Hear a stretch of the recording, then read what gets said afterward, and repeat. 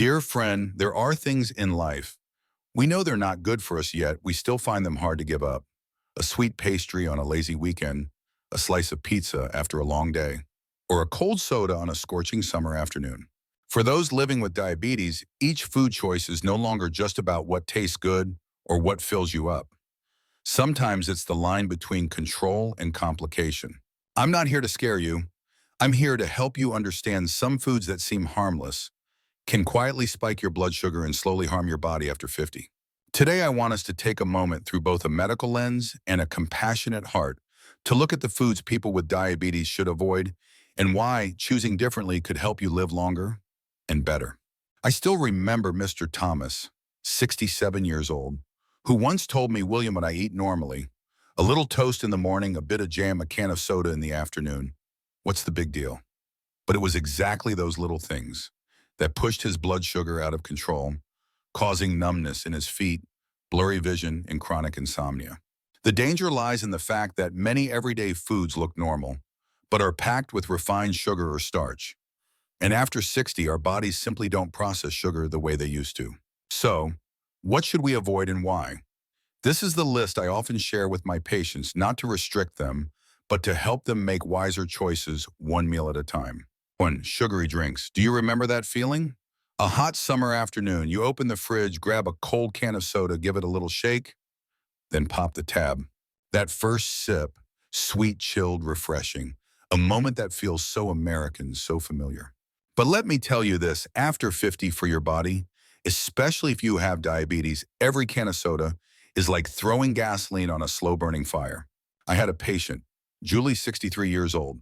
She told me, doctor, I don't eat cakes, I don't like fried food, but I do drink a light soda every afternoon just to feel more awake. Sadly, that just one soda a day was enough to keep her blood sugar spiking for months without her realizing. You see, liquid sugar, like in soda bottle juice, sweetened tea, is especially dangerous. It doesn't make you feel full, but it sends your blood sugar soaring. No fiber to slow it down, no protein or fat to buffer it, just sugar straight, fast, and into your bloodstream. After 50, our pancreas isn't as agile as it once was. Every spike in blood sugar forces it to work harder, producing insulin in a rush until it gets exhausted. I'm not here to forbid you from living. I just want you to see clearly what you're putting into your body and the hidden cost. 1 can of soda, around 140 calories. That's almost 10 teaspoons of sugar. Drink 2 cans a day. That's over 140 teaspoons of sugar per week. There's no 60 or 70-year-old body that can handle that without paying a price. I often tell my patients, you don't need sweet drinks to feel that life is sweet. A cup of warm tea, a chilled glass of cucumber water, a simple glass of clean water, sometimes those are the real gifts to your body. Because in the end, it's the simple and honest things that nourish us the longest. That artificial sweetness. It may last 5 seconds on your tongue, but could haunt your blood vessels and pancreas for years. Have you ever thought about that? Maybe today is the day you choose water and choose to love your body gently differently. 2. White bread and refined starches. If you're like me growing up, a soft, warm loaf of white bread might hold a special place in your memory. A bit of peanut butter, a slice of deli meat, classic lunch, right? But have you ever wondered what that bread really does inside your body after 50? One of my former patients, Mr. Harold, 68, once said, William, I don't eat sugar. I just eat bread. And yet, every time we checked, his blood sugar was unusually high. Because white bread, white rice, plain pasta are all made from refined starches. Chemically, your body treats them almost the same as sugar. They lack fiber. The outer bran is stripped away. They're just empty energy absorbed quickly, causing blood sugar to shoot up and then crash like a roller coaster. Let me paint a picture for you. You eat a slice of white bread in the morning, seems harmless, but within 30 minutes, your blood sugar spikes. Your insulin surges to respond. 2 hours later, you feel hungry, tired, craving more. And the cycle repeats day after day, slowly dragging your body into exhaustion and insulin resistance. I'm not asking you to cut out all carbs. I'm simply inviting you to upgrade your choices. Choose whole grain bread instead of bleached white. Choose brown rice, quinoa, whole oats. Foods rich in fiber nutrients, and that won't betray you after you eat them. You see, not everything that looks healthy is truly healthy. And often it's the familiar things we've eaten for years that deserve a second look, especially at this stage of life. You don't have to be perfect.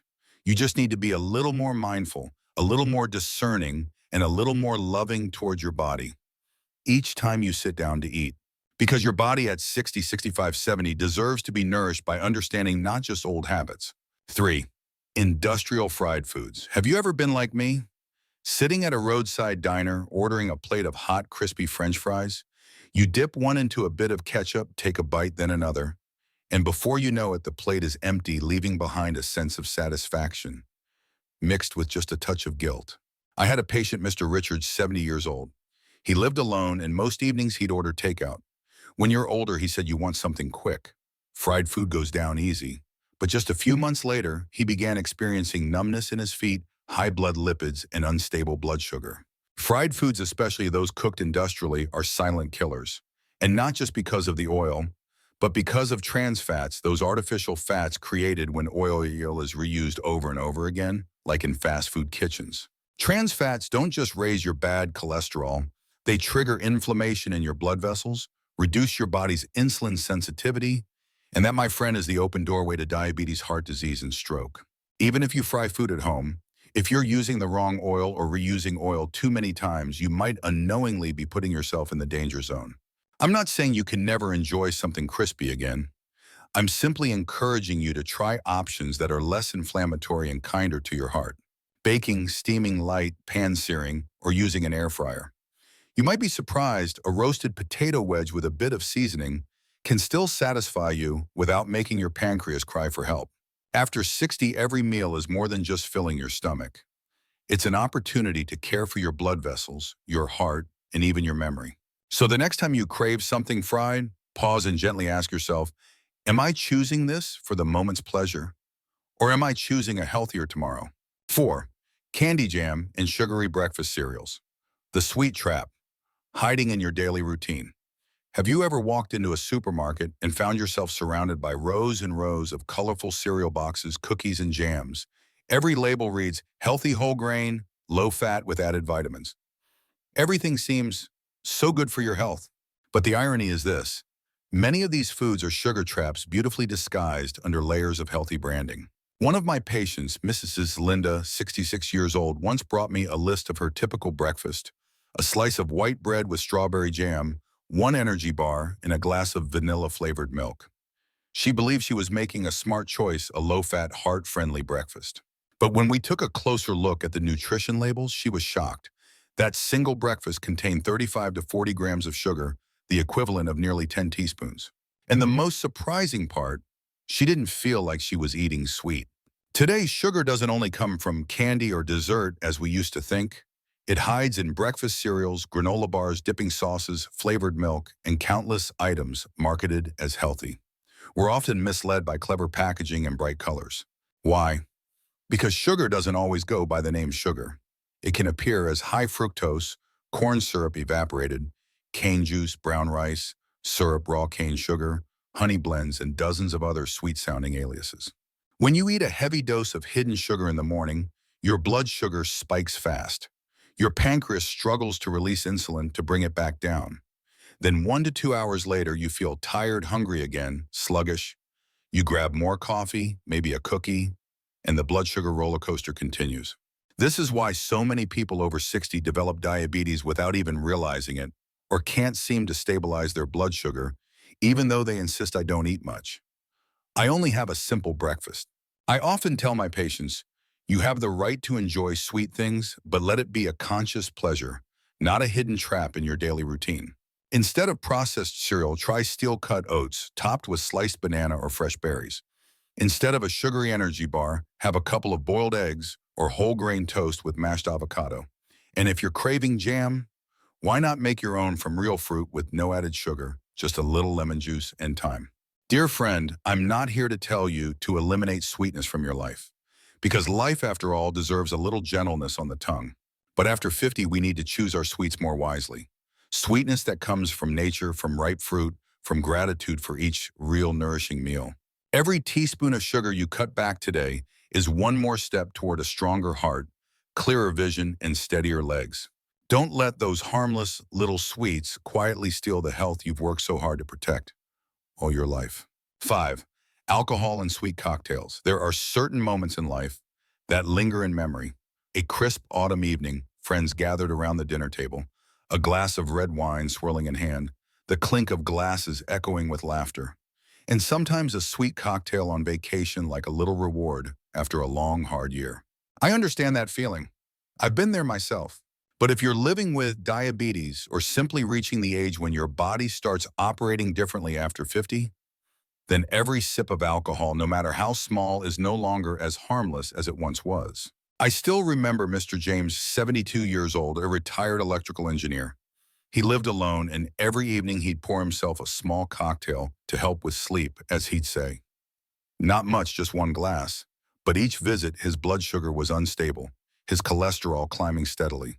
We looked together at the ingredients in his favorite drink. Can you guess one margarita can have up to 30–40 grams of sugar? Not even counting the alcohol. A pina colada, over 50 grams, that's more than 13 teaspoons of sugar. And the real danger, these drinks don't fill you up, but they completely throw off your liver's ability to regulate blood sugar.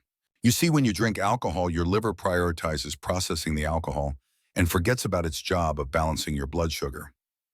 The result?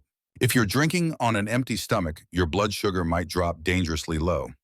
If you've just had something sweet or starchy, your blood sugar might spike dramatically, then crash shortly after. And your body after 60 no longer has the quick response it once did. One joyful evening can leave behind a morning of fatigue, shaky hands, or a racing heart. I'm not telling you to give up alcohol completely unless your doctor has advised so. I'm simply inviting you to understand the relationship between alcohol, sugar, and your aging body. If you truly want to enjoy a drink, avoid sugary cocktails and liqueurs with syrup. Drink after meals, not on an empty stomach. And remember, less is more in this case. A small glass of red wine around 5 Oz with no added sugar can be acceptable for many people. In fact, some studies even suggest red wine in moderation may support heart health. I once told a patient of mine, your body after 60 is like a garden. Everything you put into it, food, drink, is a seed. The question is, what are you planting for yourself each day? There's nothing wrong with wanting to enjoy something nice, but I hope you do so with awareness, with intention, and with a deep respect for your own well-being. Because health is not just the absence of illness. It's the active choice to nourish what is good every day in the smallest details. And there's one truth I've learned after more than 3 decades working with older adults. We don't fear aging. What we fear is the inconveniences that often come with it. Cooking every day, washing dishes, planning meals, for many, especially those living alone. That's a quiet daily battle. 6. Processed meats, sausages, and fast foods. It's no surprise that processed foods, sausages, canned meats, instant noodles, frozen meals have become constant companions in many kitchens. Quick, convenient, no thinking required. But have you ever paused and asked yourself, what am I truly giving my body every time I eat for convenience? One of my former patients, Margaret, 65, once told me, William, I live alone. No one cooks for me. Instant noodles every night, it's just easy. When she came in, she had high blood pressure, mild kidney dysfunction, and prediabetes, despite not eating candy or drinking soda. So we sat down together and read the nutrition labels of her regular go-to meals. That's when the truth hit.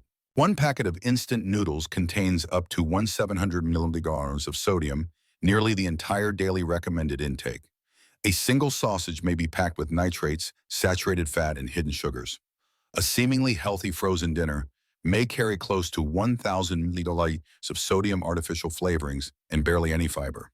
The danger doesn't just lie in the calories or fat, it's in the cumulative effect, the daily intake of additive sodium and preservatives that don't fill you up, don't nourish you, and slowly wear your body down without you even realizing.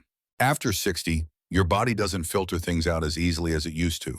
Your kidneys are more delicate, your blood vessels more fragile, and your pancreas, it's likely been overworked for years. Then you wonder, why am I so tired, swollen, and why is my blood sugar high even when I don't eat much? I'm not telling you to banish every canned item, noodle packet, or slice of deli meat, but I sincerely urge you to know what you're eating and choose with awareness. If possible, start small. Instead of instant noodles, try a simple bowl of oatmeal or a pot of vegetable soup. Instead of canned meats, boil some eggs or roast a few slices of chicken breast ahead of time. If using frozen meals, pick low-sodium options with fewer preservatives and more vegetables than meat. I once led a small cooking class for retired folks living alone.